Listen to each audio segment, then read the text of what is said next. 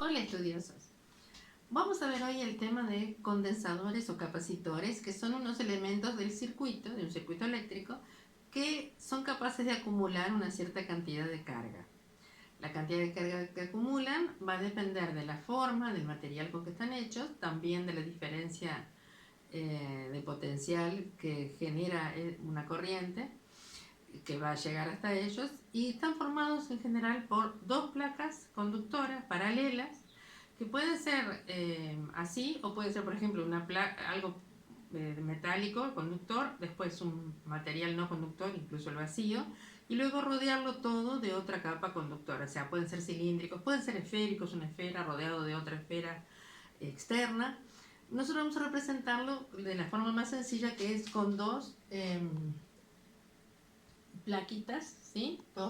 Estas son placas conductoras, y en el medio hay un material no conductor, también llamado dieléctrico. Entonces, ¿cómo funciona? A ver, funciona así. Si esto se conecta a una fuente que genera una cierta diferencia de potencial, ven que la diferencia en la representación es que en la fuente tenemos una línea más larga que la otra. A ver si lo vemos ahí. Ahí está. Tenemos una línea más larga que la otra, pero en las dos barritas iguales significan con un capacitor. Si esto tiene un cierto voltaje, una diferencia potencial, empieza a generar una corriente eléctrica que cuando llega acá, como esta zona conduce, no olvidemos que la corriente es una portadora, o sea, son portadores de carga en cierta cantidad de tiempo. Entonces se acumula carga, ¿sí? Porque no pasa para el otro lado. Después se puede invertir y esto se puede descargar y se puede utilizar, pero básicamente lo que nos interesa es cómo acumula la carga. Y además, esa carga que acumula, dividido el voltaje que generó la corriente, tiene un nombre que se llama capacidad. Otra forma de decir es que van a ser directamente proporcionales entre sí, ¿verdad? Y que la constante de proporcionalidad justamente es una característica del capacitor. La capacidad se mide en Faraday, que es la unidad, en honor a Faraday, un científico que trabajó mucho con lo de cargas eléctricas, ¿sí? Con pasar corrientes eléctricas por distintos materiales. Bueno, y entonces un Faraday es igual a un Coulomb sobre un voltio. Como esta unidad es muy grande, en realidad vamos a trabajar muchas veces con microfaraday. Esto significa micro, es una letra griega, ¿verdad? Que es 1 por 10 a la menos 6 Faraday. O con picofaraday, que significa 1 por 10 a la menos 12. Y puede haber otros, ¿verdad? Otros submúltiples. Bueno, muy bien. Veamos ahora. ¿Qué características tiene? Fíjense que si son dos placas así, yo no soy muy buena dibujando, así que voy a hacerlas más separaditas. Ahí está. La distancia que las separa es D, el área que tiene la placa es A. Entonces la capacitancia también se puede calcular como, si acá hubiera vacío, va a ser E sub 0 por A sobre D. Obviamente metros y metros, porque estamos trabajando en el sistema internacional.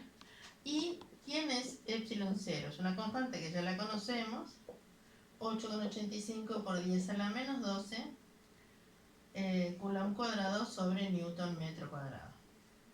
¿Sí? Pero ¿qué sucede si acá tengo un material diferente? Si tengo papel, se pone muchas veces papel, que fíjense que los que son muy, a veces, no sé si habrán visto unos que tienen como una formita de lenteja que hay en los circuitos, a veces si se abre una radio o yo hace poco, bueno, un ventilador que tiene una cierta circuito así integrado. Bueno, ahí se ven como unas lentejitas, esos son los condensadores. A veces tienen otra forma, también como unos cilindritos. Pero son pequeños, muchas veces puede haber grandes también, porque va a depender de cuál es el circuito que tenga. Pero los pequeños, ¿cómo se hacen? Porque preciso hacer estas dos placas y preciso, fíjense que en esta forma de expresarlo, de hallarlo, encuentro que cuanto mayor es esta superficie, mayor es la capacidad, o sea, mayor va a ser la carga también, ¿verdad? Entonces, en ese caso, ¿cómo hago para mejorar la superficie? Y bueno, una de las cosas que se hace es hacer como una superficie larga, imagínense, de un material conductor, que puede ser un papel metálico, entre medio, o sea, un papel metálico quiere decir una lámina muy delgada metálica, entre medio papel que sí no conduce, o sea, sí no conduce, sí es un dieléctrico, y entonces después se enrolla, es como una especie de sándwich entre dos láminas metálicas y una lámina de papel, y entonces muy enrolladito tengo una gran superficie, un área bien grande, y la distancia es muy pequeña, porque fíjense que si estamos hablando de láminas muy delgadas, bueno, la distancia y el papel delgado, la distancia es pequeña, así que tiene una bastante importante capacidad. Y en ese caso, si fuera papel, por ejemplo, en realidad se multiplica para un material por una constante que esto depende del material. En el caso del papel, vale 3,7. Y así podemos calcular la capacidad de un capacitor. ¿Sí? Bueno, vamos a ver ahora algo bastante interesante, que es, obviamente puedo poner una combinación de capacitores. Y en esa combinación vamos a ver que se comportan al revés que las resistencias. ¿Qué quiero decir con esto? Que se pueden conectar en serie o en paralelo, y en el caso de que sean en serie no se suman las capacitancias o las capacidades, sino que se suma la inversa de las capacidades, me da igual a la inversa de la capacidad equivalente. Ya lo escribo.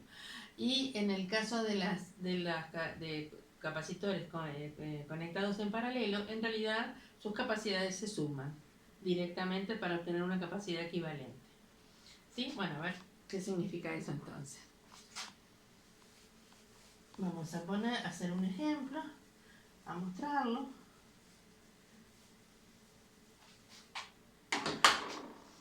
Bien, entonces, dijimos que si tengo una conexión en serie,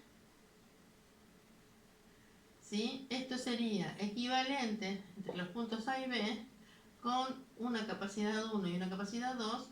Bueno, esto es equivalente a poner un solo capacitor entre ambos puntos. Lo voy a llamar equivalente, pero en este caso no se suman directamente, sino que lo vamos a hallar de esta manera. Y bueno, ¿y eso por qué es? Porque si tengo la diferencia potencial entre estos dos puntos, fíjense que por definición dijimos que era Q sobre B, la capacidad, ¿verdad? Bien, entonces la carga, Q sobre B. Si despejamos, porque acá sí aprendemos, vamos a aprender algunas cosas como, o sea, a repasar algunas cosas como la del despeje. ¿Qué pasa si tengo esta relación? ¿Cómo hallo Q con los otros dos? Bueno, Q va a ser igual a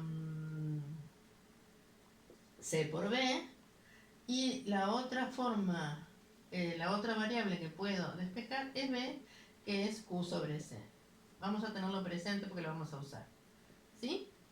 Entonces, recordemos que lo único, o sea, solo con una ecuación, que esto conviene muchas veces memorizar las ecuaciones, porque después los datos de los ejercicios no nos dan información. ¿Para qué me los dan? Si tenemos las ecuaciones básicas, ¿por qué digo básicas? Porque de esta puedo sacar estas dos.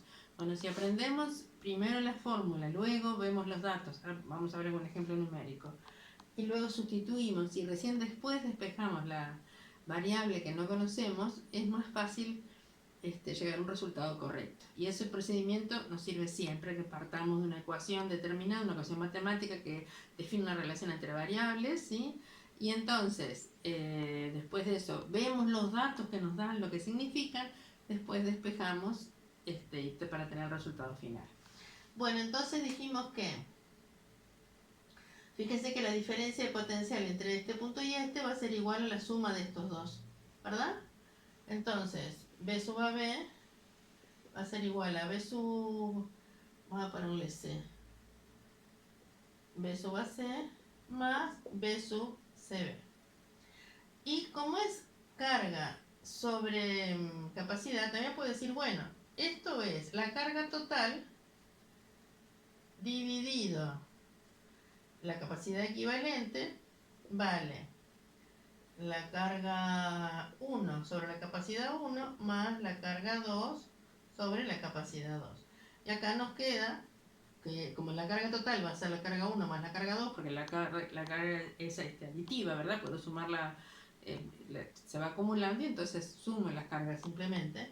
Bueno, entonces nos queda esta ecuación para la conexión en serie.